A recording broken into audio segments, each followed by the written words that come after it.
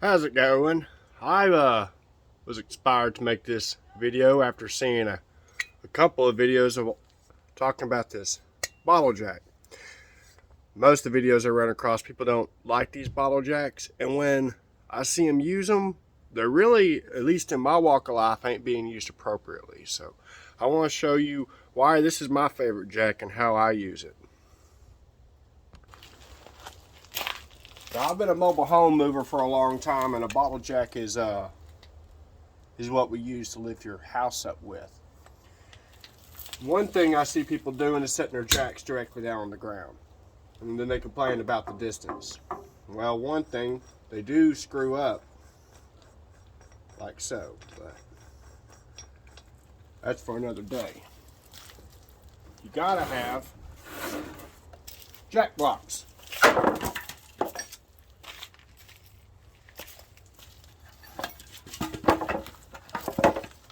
And it'll go something like this. Whenever you come up on thin metal or channel frames or anything like that, it's good to have a piece of angle iron to support this, because a bottle jack can bend these. And if you still need some room, you can just sit here and just configure it. The flatter the better, until you get it to where you need it to go. This one is leaning forward. Whenever they're leaning hard, you can even make your platforms like so. Right? Another thing I've seen people do is set blocks down, put the boards, and believe it or not, that is half-ass correct, but that is not the correct way. The problem about doing it this way is that one of these rocks placed wrongly along the edge of that will bust that block, and potential the load will fall. So what you do,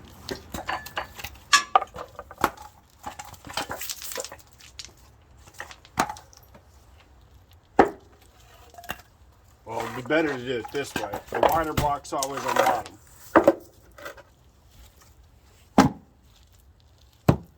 That's how you put the bottle jack on a brick. Another thing, if you're going to use a brick, they're directional. You see the mason's handle here, where it's fatter here, thinner here. These are designed to take the load in this direction. Not this way, and not that way, but this way. That's how you set your blocks. If you set it this way, well, I promise you, it's more likely going to break, guaranteed. The fat mason's handles faces up. If you're going to pick up something as heavy as bulldozers and track hoes, I just wouldn't use blocks. I'd go get some 6x6s or 8x8s and Lincoln log style to make a crib up. And while I'm at it, before I end this video, I want to give a big safety tip when doing this. On your valve here, it shouldn't be much tighter what you can do with just the short stick and your wrist. Don't take a wrench or a pair of pliers to that and crank it over. I don't know how true it is, but the man who taught me how to use bottle jacks has been using bottle jacks for over 40 years, guaranteed. And he says do not lay them on their side when you store them. So there's a tip for that. Don't leave your cylinder exposed.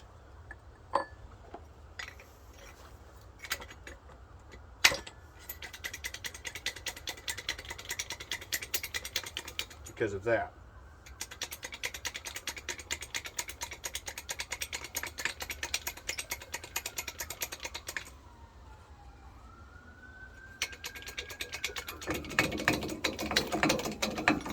So one of the reasons why a bottle jack is my favorite is because look, this is an F350 Super Duty.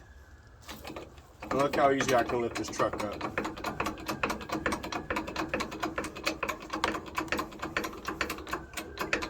It's that easy. I've lifted houses like this too. I don't care.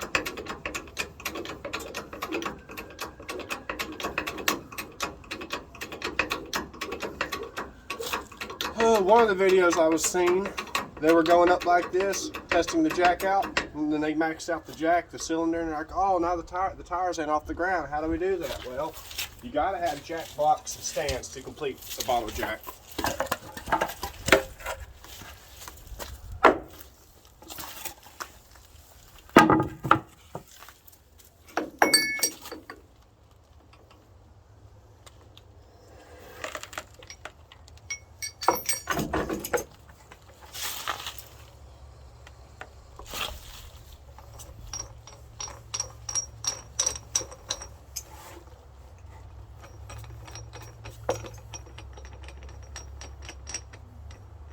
Don't max out your threads either, because it can get it in a bind and you have to take like a pipe wrench to crack it loose. And if you don't have a pipe wrench, I've seen people take a hammer and crack it loose. Also, same thing goes for if it's at the very bottom, you could take a crack at it and pop it loose.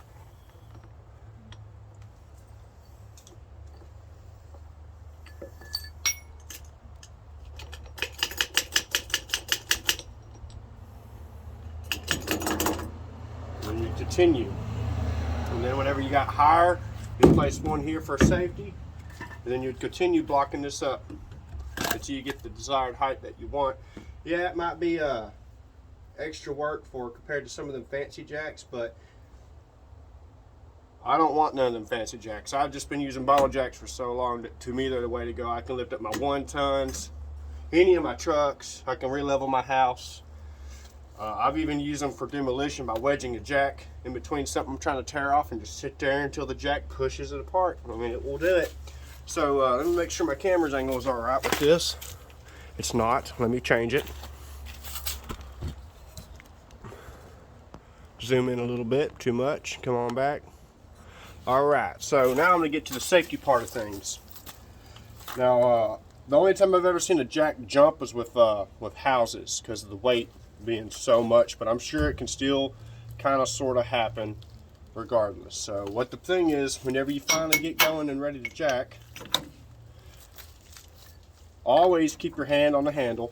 Don't ever have your face in this direction, anywhere inside this area. Always have it stay somewhat back and then jack. And if you're up underneath the house or something really big, I advise you to lay down and continue.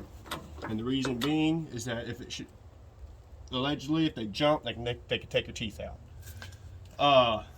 But while you're jacking, as you're going up, you're going to continuously keep watching your head, the metal, and the base all the time. I'm going to watch this.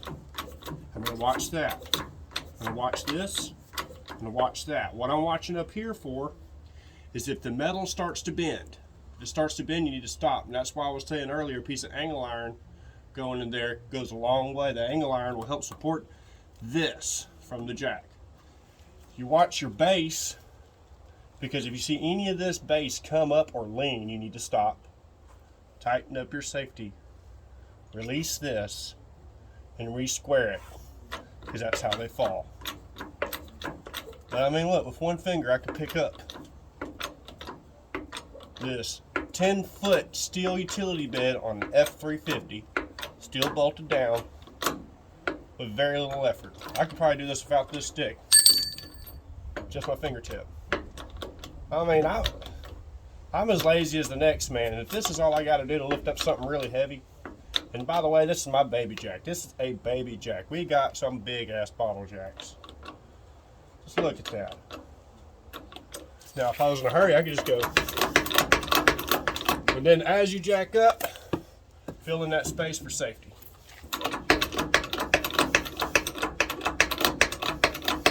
Look at that, I already got them tires off the ground. I mean, I love bottle jacks.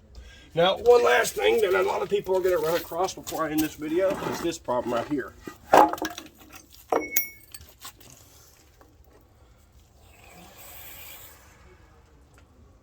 Alright, boom. Now how are you going to get your jack out? Because of this. So that is one thing. You always got to leave yourself an escape route out. In order to do that,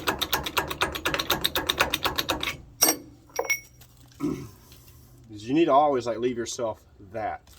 But anywho, get it in there.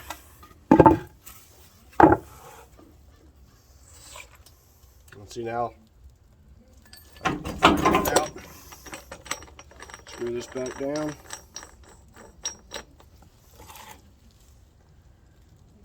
Remember, this here only needs to be right wrist tight. If you have to take a tool to tighten the hell out of this for your jack to work, throw this son of a bitch away.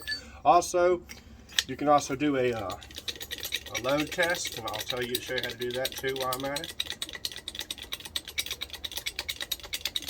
And if it fails this test, it either needs to be rebuilt or thrown away. Don't mess around with these bottle jacks if they're not performing the way they need to.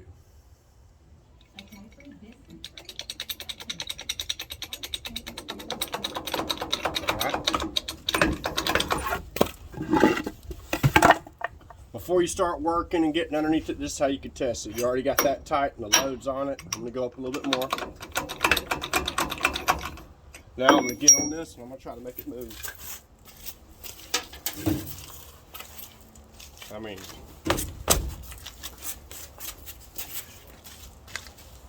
it's not a foolproof way to do it. Another way you could do it, let's bring this down to about there, tighten this back up, keep it about where I have it, take a really large bar, go right here and try to see if that's going to bleed down. Sometimes the seals in there will leak, and according to my mentor, he believes the main cause for that is people storing their bottle jacks are on their side. So when you store your bottle jack, keep it upright, and also keep your cylinder down out of the elements. And if possible, this right here, you keep from it going, unless you want to hit it with a hammer and crack it loose, just bump it to right there and leave it. Alright, so that's my basic tutorial on bottle jacks. Do me a favor, share this video around.